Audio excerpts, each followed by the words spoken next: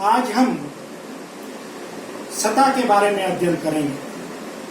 सत्ता क्या है? जहां प्राचीन कालीन और मध्यकालीन शासन व्यवस्थाओं में, राजतंत्रात्मक शासन व्यवस्थाओं में शक्ति एक महत्वपूर्ण अवधारणा थी, वहीं आधुनिक शासन व्यवस्थाओं में, आधुनिक लोकतांत्रिक शासन व्यवस्थाओं में सत्ता एक महत्वपूर्ण राजनीतिक अवधारणा है। सत्ता है क्या? किसी भी व्यक्ति, संस्था का वह गुण, किसी भी व्यक्ति, संस्था, नियम का वह गुण जिसकी आज्ञा का पालन लोग स्वेच्छा से करते हैं, वह सत्ता कहलाती है।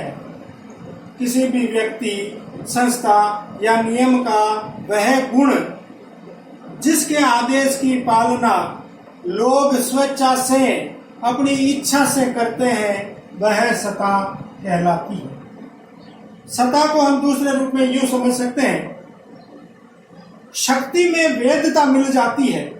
जब शक्ति के अंदर वेदता मिल जाती है तो वह सत्ता बन जाती है।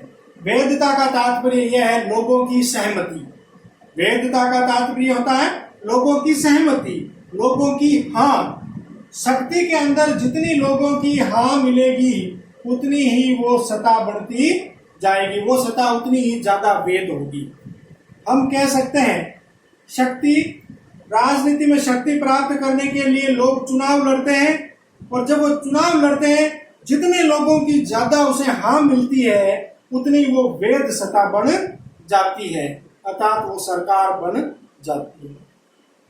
रॉबर्ट बायरस्टेड ने कहा था, प्रसिद्ध राजनीतिक विचारक रॉबर्ट बायरस्टेड ने सत्ता का परिभाषित करते हुए कहा था कि सत्ता शक्ति के प्रयोग का संस्थागत अधिकार है, अर्थात शक्ति का प्रयोग करने का लोगों के द्वारा जब सहमति मिल जाती है तो वह संस्थात्मक अधिकार बन जाती है, वह सत्ता कहलाती है।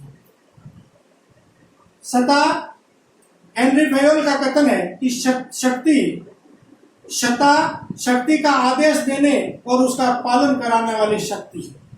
अर्थात सत्ता आदेश देने वाली और आदेश का पालन करवाने वाली शक्ति है, अर्थात सत्ता को वह सब अधिकार प्राप्त है कि वह आदेश दे सकती है और उसका पालन भी करवा सकती है।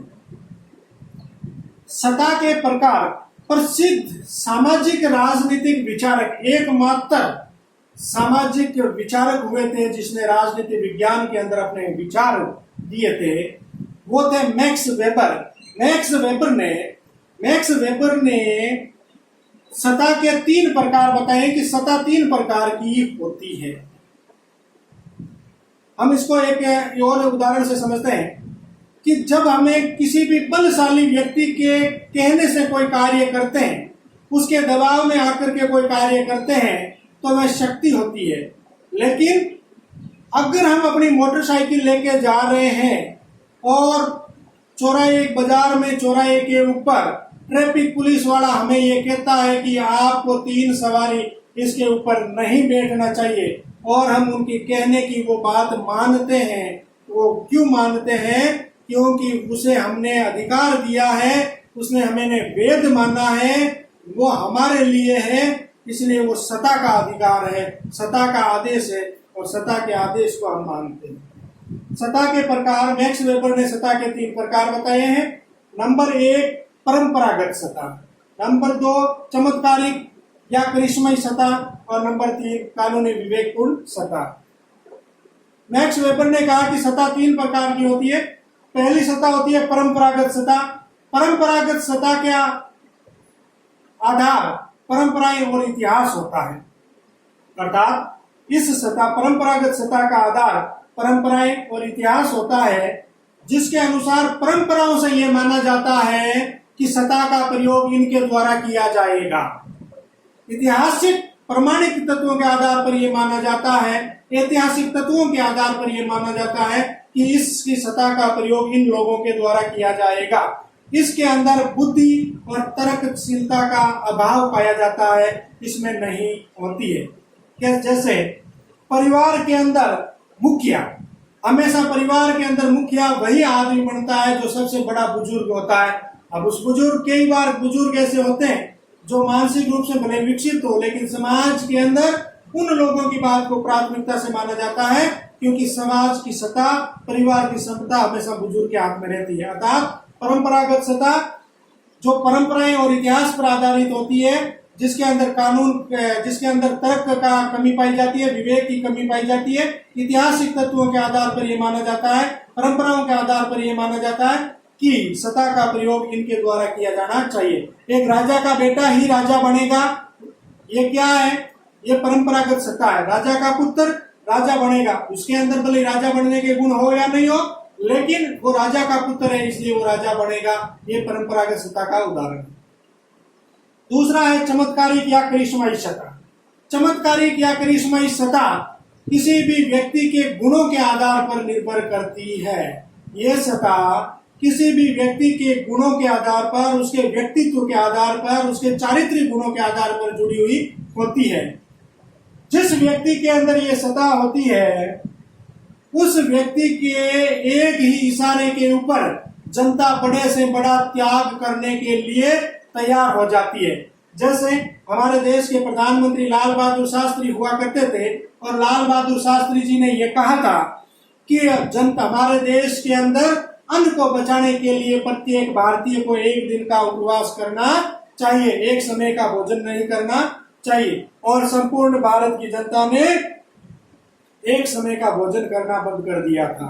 इंदिरा गांधी, लाल बहादुर शास्त्री, नरेंद्र मोदी, अटल बिहारी वाजपेयी, ये हमारे देश के अंदर चमत्कारिक या करिश्माई सत्ता के उदाहरण है, जहाँ एक व्यक्ति के व्यक्तित्व के गुणों के आधार पर जनता जैसा चाहे वैसा कार्य करने के लिए तैयार हो जाती है, बलिदान देने के लिए। तीसरी सत्ता है कानूनी विवेकपूर्ण सत्ता। कानूनी विवेकपूर्ण सत्ता होती है वो किसी पद में निहित होती है। इसके अंदर व्यक्ति के व्यक्तित्व के गुणों से कोई मतलब नहीं होता। ये जिस पद के अंदर निहित होती है, जैसे कलेक्टर की सीट, कलेक्टर का पद, उसमें बैठने वाला व्यक्ति भले ही वो चारित्रिक व्यक्तित्व गुण उसके बहुत ज्यादा अच्छे नहीं हो, लेकिन उस पद के अंदर वो सत्ता निहित है। जैसे वो उस पद के ऊपर बैठता है तो उसकी सत्ता का पालन, उसके आदेश का पालन करना सारे लोग शुरू हो जाते हैं। तो कानूनी विवेकपूर्ण सत्ता, ये सत्ता जो होती है व्यक्ति उस पद के अंदर निहित होती है, और पद का आदेश जो होता है उसकी पालना सबको करनी पड़ती है।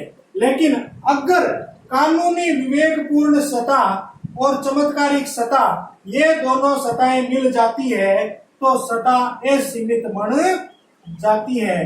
क्यों? क्योंकि पद के अंदर भी सत्ता होती है और व्यक्तित्व के अंदर भी सत्ता होती है, और जब ये दोनों सत्ता मिल जाती है तो वह असीमित सत्ता बन जाती है। कई बार ऐसा होता है पद भी शक्तिशाली होता है और उस पद के ऊपर बैठने वाला व्यक्ति भी उतना ही अधिक सशक्त गुणों वाला होता है, बुद्धिमान होता है, चारित्रिक गुणों से युक्त होता है। अब वो क्या होगी? पद की सत्ता और चारित्रिक सत्ता मिल करके असीमित सत्ता बन गई है। तो फिर ये क्यों? हमने मैक्स वेबर के द्वारा बताई गई सत्ता के 3 प्रकार पढ़े हैं। नेक्स्ट अगले वीडियो के अंदर हम फिर आएंगे, राजनीतिक संस्कृति के बारे में अध्ययन करेंगे, धर्म के बारे में अध्ययन करेंगे। तब तक दीजिएगा इजाजत, नमस्कार।